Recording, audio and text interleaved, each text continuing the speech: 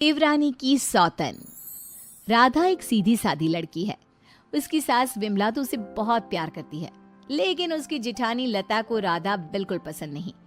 राधा अपने ससुराल में बहुत खुश थी, लेकिन उसकी ये खुशी ज्यादा दिनों तक नहीं टिकी, क्योंकि राधा का पति मिहिर उसकी सौतन ले आया।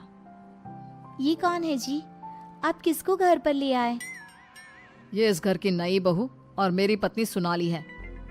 क्या आपने दूसरी शादी कर ली? ऐसा करते हुए आपको शर्म नहीं आई?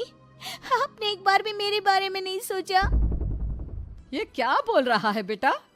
तेरी पहली पत्नी के होते हुए तू दूसरी शादी कैसे कर सकता है? कौन है ये चुड़ैल? निकाल इसे यहाँ से। माँ राधा, आप दोनों एक बात समझ लो, मैंने सोनाली से शादी अपनी मर्जी से की है, वो यहीं रहेगी। और राधा, तुम्हें यहाँ रहना है तो रहो, नहीं तो निकल जाओ यहाँ से। पर सोनाली अब यहीं रहेगी। राधा को मिहिर की बात सुनकर बहुत दुख हुआ। वो रोते हुए अपने कमरे में चली गई। तभी मिहिर सोनाली को उसी कमरे में लाता है और राधा से कहता है, राधा, तुम गेस्ट रूम में शिफ्ट हो जाओ। आज से सोनाली मेरे साथ इसी रूम में रहेगी। ये क्यों इस रूम में रहेगी? ये मेरा कमरा है, आप इसे लेकर गेस्ट रूम में चले जाओ। ओह डार्लिंग, इस गवार को तुमने सर पर चढ़ा रखा है। छोड़ो ना, हम दोनों गेस्ट रूम में ही चले जाते हैं। वैसे भी इस रूम का इंटीरियर डिजाइन मुझे खास पसंद नहीं आया। ओके डार्लिंग, जैसा तुम कहो। मिहिर उसे लेकर चला जाता है और राधा कमरे में बैठकर बहुत रोती है। तभी वहां पर विमला और लता आ जाती हैं। विमला राधा को समझाती है, लेकिन लता अपनी देवरानी के जख्मों पर नमक छिड़कते हुए कहती है, राधा, जरूर तुम में ही कोई कमी होगी जो तुम्हारा पति तुम्हारे हाथ से निकल गया और तुम्हारी सौतन ले आया। मेरे पति तो बिल्कुल वैसे नहीं है, वो किसी दूसरी औरत को आंख उठाकर देखते तक नहीं है। हाँ, मेरी ही कमी है कि मैंने उन्हें भगवान की तरह पूजा, उनकी हर छोटी से छोटी बात का ख्याल रखा। मुझे नहीं पता था कि वो मेरे साथ ऐसा करेंगे। लता बहू, ये कोई समय है ऐसी बातें करने का? जाओ, राधा के लिए कुछ खाने को ले आओ। अगली सुबह सब बैठकर नाश्ता कर रहे थे। तभी सोनाली और मिहिर भी वहां आ गए।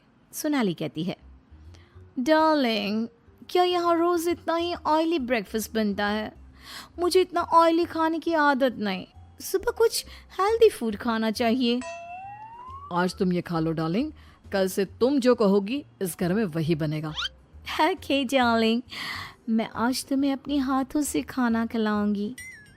सोनाली मिहिर को अपने हाथों से खाना खिलाती है। ये देखकर राधा को बहुत दुख होता है। उसके बाद मिहिर अपने ऑफिस चला जाता है। तब लता सोनाली से कहती है, सोनाली, कैसा लगा तुम्हें अपना ससुराल? अच्छा है, लेकिन यहाँ कोई भी मुझे पसंद नहीं करता। पसंद तो मुझे भी कोई नहीं करता, सब उस राधा के आगे पीछे ही घूमते हैं। चलो छोड़ो इन बातों को, आओ मैं तुम्हें घर दिखाती हूँ। लता सोनाली से बहुत बातें करती है। जब मिहिर घर पर नहीं होता तो दोनों आपस में घंटों बातें करती। लता और सोनाली की नजदीकियां देखकर विमला सोचती है, ये लता बहू हमेशा सोनाली से गुड़ पर चींटी की तरह क्यों चिपकी रहती है? राधा से तो कभी इसने ढंग से बात भी नहीं की। राधा भी तो इसकी देवरानी है और ये देवरानी से बोलती तक नहीं, लेकिन देवरानी की सौतन से चिपकी रहती है।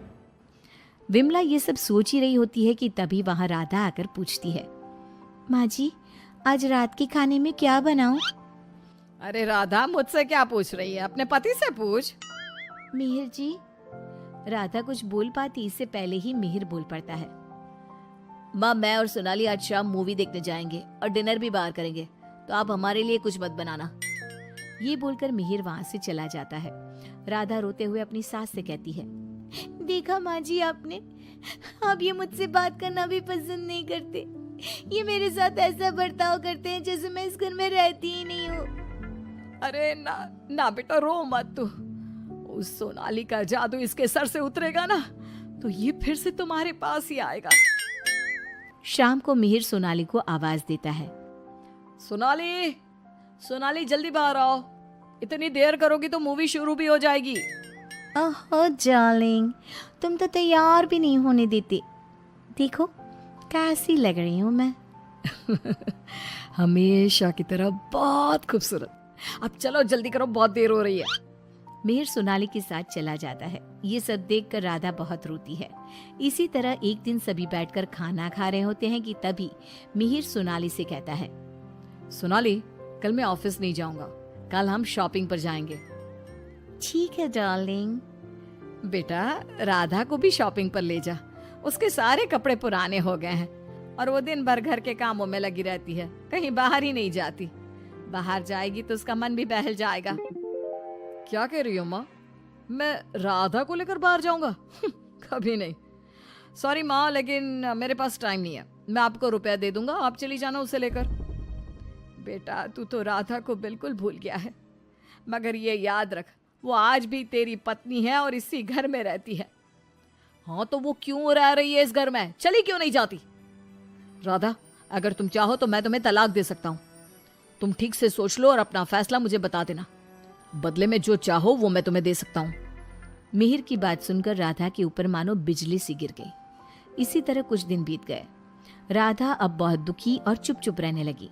एक रात विमला किचन की तरफ पानी लेने जा रही थी, लेकिन किचन में से बातों की आवाज सुनकर वो बाहर ही रुक गई और सोचने लगी, अरे, ये इतनी रात को कौन बातें कर रहा है? ये तो लता और सोनाली की आवाज लग रही है। ये दोनों इतनी रात को क्या बात कर रही है? ध्यान से सुनती हूँ तब पता चलेगा। वो दोनों की बात ध्यान से सुनती है। सोनाली लता से कह रही थी, देख मेम साहब, तेरे देवर को मैंने तेरे कहने से पटाया था, मैंने तेरा काम कर दिया। अब तू मुझे बाकी के रुपए दे दे, नहीं तो तेरे घर वालों को तेरी सारी सच्चाई बता दूंगी। अरे तू ज्यादा चालाक मत बन, मैं तुझे पहले भी कई सारे रुपए दे चुकी हूँ, अब और रुपया नहीं दे सकती। तू जैसी लड़की को इतना अच्छा घर दे दिया, इतना अच्छा पति दे दिया, और क्या चाहिए तुझे? विमला दोनों की बात सुनकर समझ जाती है कि दाल में कुछ काला है। वो सोनाली की जन्म कुंडली निकालने में लग जाती है। तब उसे सोनाली की सच्चाई पता चलती है।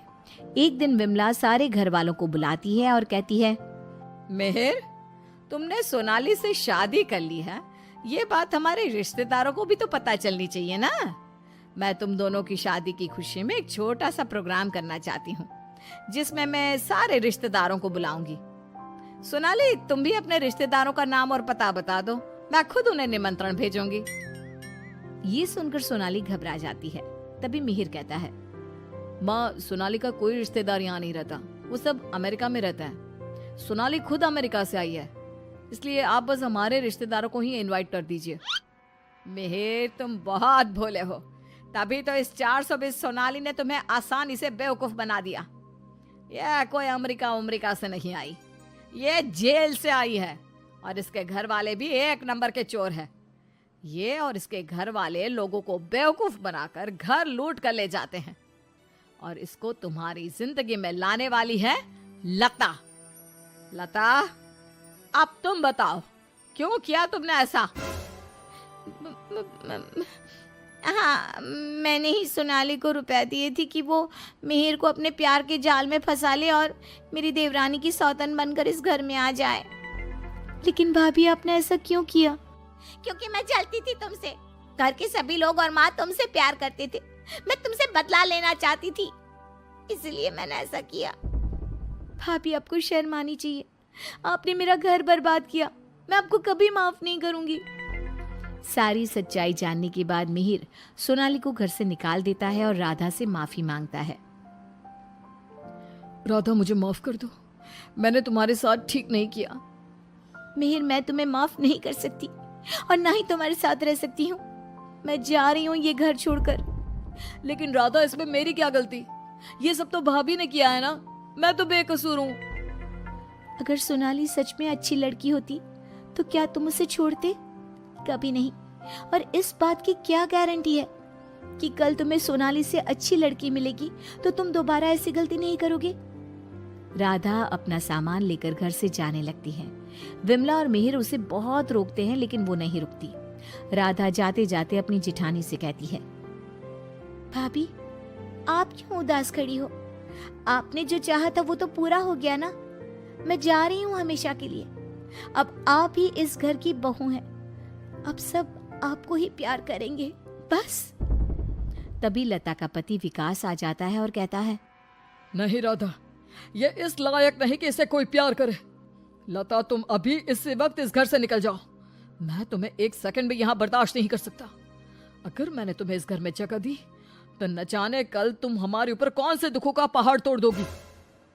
लता विकास से बहुत माफी मांगती है, लेकिन वो उसे घर से निकाल देता है। लता को इस बात का पछतावा था कि उसने अपना हंसता खेलता घर बर्बाद कर दिया। ना तो विकास अपनी पत्नी लता को माफ करता है और ना ही राधा अपने पति मिहिर को माफ करती है।